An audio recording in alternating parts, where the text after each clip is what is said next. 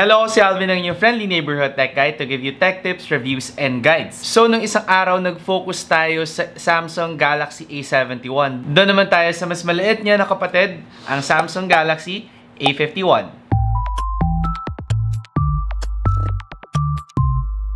At syempre, bago lahat, if you haven't subscribed to my channel yet, subscribe by clicking the subscribe button down below and hit that bell icon so you get updated whenever I post videos. At ayan, simulan na nga natin guys ang unboxing ng Samsung Galaxy A51.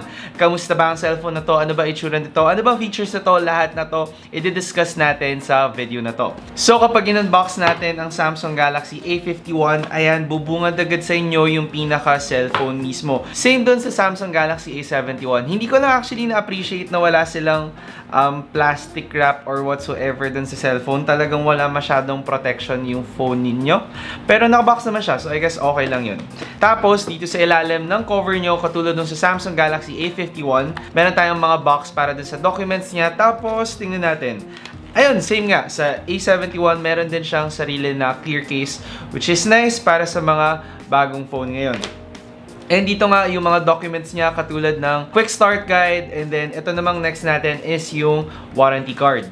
Tapos dito nakakabit din sa box na to is yung SIM ejector tool natin. So ayan na lahat ng nakalagay doon sa box natin.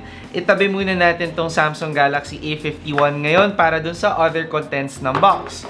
Pero kailangan ko pa rin sabihin dito sa since nahawakan ko na lang din, wala mo siyang plastic. Itong Samsung Galaxy A51, same na same actually siya ng itsura sa Samsung Galaxy A71. Meron din tayong glass stick back na parang merong diamond or triangular back design with yung prism na effect natin. So, hindi ko alam if may kita nyo siya dito, pero dapat, ayan, parang meron siyang rainbow na lumalabas sa likod niya.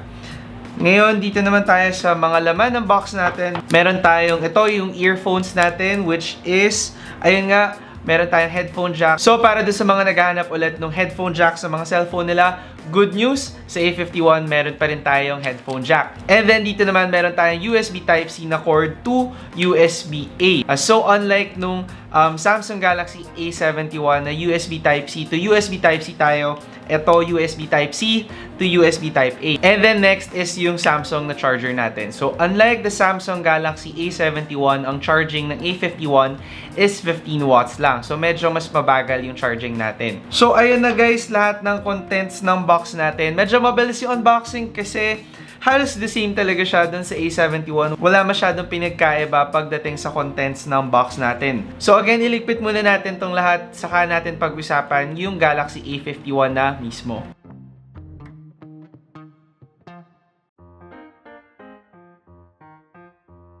So ayan, naligpit na natin lahat ng gamit guys, and ito na ngayon yung Samsung Galaxy A51. And para dun sa mga curious, kuya, saan ka nakakuha ng Samsung Galaxy A51? Sa stores, wala naman kami nakikita.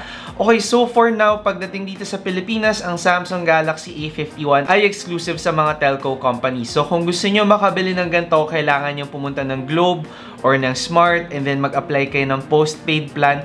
Hindi ko alam if available siya ng a la carte ba yun? Yung walang postpaid plan, yung prepaid lang kukunin mo, and then dun ka makakabili ng ganito. And then nga, pag nakakuha ka sa kanila ng Samsung Galaxy A51, nakalock siya dun sa telco company kung saan mo siya nakuha. So whether Globe yan, syempre Globe lock, pag Smart lock tayo. Yan, segue lang tayo saglit para sa mga magtatanong. And ito na nga mismo yung Samsung Galaxy A51 na phone. So, doon muna tayo sa physical parts niya. I-on ko lang tong phone na to, tapos setup natin saglit. Okay, so ayan, na-setup na natin guys yung phone. Ito na yung Samsung Galaxy A51. And simulan muna natin dito sa pinakaharap niya. So, pagdating dito sa harap ng phone natin, meron tayong 6.5-inch Super AMOLED display with Corning Gorilla Glass 3. So, medyo mas matibay siya na onte, pero hindi yun yung pinakamatibay na glass. I suggest mag-ingat pa rin kayo pag gamit nyo tong phone na to. And then, ayun nga, Super AMOLED display lang tayo. Hindi siya naka Super AMOLED Plus display. So, mas mababa yung resolution natin compared sa A71. And then, dito naman sa ating selfie camera, meron tayong 32 megapixel na selfie camera. And dito naman tayo ngayon sa likod ng cellphone natin. So, for the back, meron tayong, again, na glass stick na cover nga. So, mukha siyang glass, pero plastic talaga siya, which is nice. And then, it is in the color Prism Crush Black. So, available din siya in other colors, pink, blue, and then white. Same din sa A71. So actually, kamukhang-kamukha niya yung A71. Talagang ang pinagkaiba lang nila is yung size nila. Kasi dito sa ating camera, gumagamit din siya ng quad camera setup. So kung titingnan nyo talaga sa likod, pagtatabi nyo sila, medyo ang difference lang talaga nila is yung size nila. Pero pagdating naman sa camera performance, iba yung specs ng camera ng A51. So for the main camera, it has a 48 megapixel main camera, 12 megapixel ultra-wide lens, 5 megapixel macro lens, and then another 5 megapixel depth sensor. So magkaiba yung main camera natin. Kasi pagdating sa A71, naka 64 megapixel tayo, dito 48 lang. So kamusta ngayon ba yung camera ng phone na to? Okay, I'll be making a separate review for the camera performance of the Galaxy A51 para makita nyo talaga kung gaano siya kaganda at masabi ko sa inyo kung ano yung opinion ko sa kanya. Ngayon, doon naman tayo sa sides ng phone natin. Dito sa taas, wala tayong kahit anong makikita. And then, pagdating ngayon sa ating right side, meron tayong volume buttons and then yung lock button natin. And then, kung gusto nyong i-off yung phone niyo, kailangan pa nating pindutin syempre yung volume down button and then yung lock button natin. Kasi kung i-hold lang natin yung lock button natin, ang lalabas ay si Samsung Bixby. Ngayon, going to the left side of the phone natin, nakikita naman natin dito ay ang kanyang SIM card tray. Tapos, pagpunta natin sa bottom part ng phone natin, makikita natin is yung speaker grills, yung USB Type-C port natin, and then, lastly, yung pinaghahanap ng mga tao ngayon, which is yung headphone jack. So, again, para sa mga tao na gusto yung headphone jack, ayaw pa rin mag-move on. Guys, mag-move on na kayo. Masaya mag-wireless. Pero kung ayaw nyong mag-move on, andito ang headphone jack. Mahahanap nyo sa Samsung Galaxy A51. So, ayun na lahat ng sides natin, front and back ng phone natin. Ngayon, doon naman tayo sa mismong specs ng phone na to. So, para doon sa chipset natin, meron tayong Exynos 9611 na chipset, and then para naman sa RAM natin, we have 6GB of RAM and then 128GB of internal storage. Tapos, expandable pa siya to 512GB of storage by adding a micro SD card dun sa SIM card tray natin.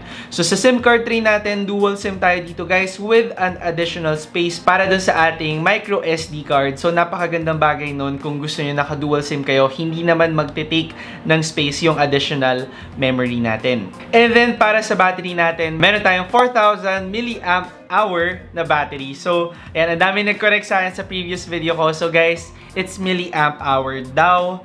And anyway, ayun nga, para doon sa 4,000 milliamp hour, same lang siya dun sa Samsung Galaxy A50 last year. So, ayun na guys, yung specs ng phone na to. Ayun na din yung physical parts niya. Na-unbox na natin, accessories. So, ano ba ngayon yung masasabi ko sa Samsung Galaxy A51? Okay, so first impressions ko dito guys, medyo marami tayong downgrade compared dun sa A71. Although sa presyo kasi, alam natin syempre na mas mura ang A51 compared dun sa A71. So, although hindi pa siya available sa Samsung stores dito sa Pilipinas, kung i-base natin dun sa price ng A50 last year, siguro lalabas to at mga around 16,000 to 18,000 pesos. And with that price nga guys, meron tayong mga 6,000 to 8,000 peso difference dun sa A71. So sa ganun na ibinaba natin yung mga specs natin tapos nagmura tayo, I would say na you get what you pay for. Hindi siya yung pinakamabilis na mid-range phone, hindi rin siya may pinakamagandang camera na mid-range phone, pero yung price niya din, hindi rin siya yung pinakamahal. Kasi sana hindi naman tayo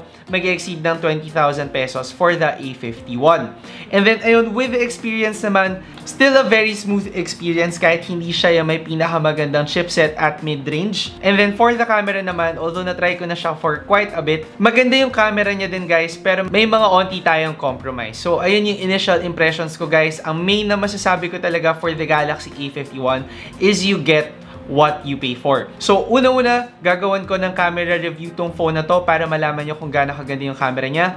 Pangalawa, gagawan ko din ng gaming review yung phone na to para sa mga interesado na bumili na to for gaming. And then also, lastly, gagawan ko din ng comparison siya for the A71. Which phone should you get? Yung A71 ba? O antayin na natin na maging available sa stores ang A51. So aside dun guys, yun na yung main na masasabi ko sa A51. Again, you get what you pay for. Hindi siya yung pinakasulit pagdating sa performance guys. Pero design-wise, kamukhang-kamukha niya talaga yung A71. Still a very premium design from Samsung. Pero for the performance, gagawin ko ng video yan. Abangan nyo na lang. And para maabangan nyo yan, you have to subscribe to my channel by clicking the subscribe button down below and hit that bell icon so you get updated whenever I post videos.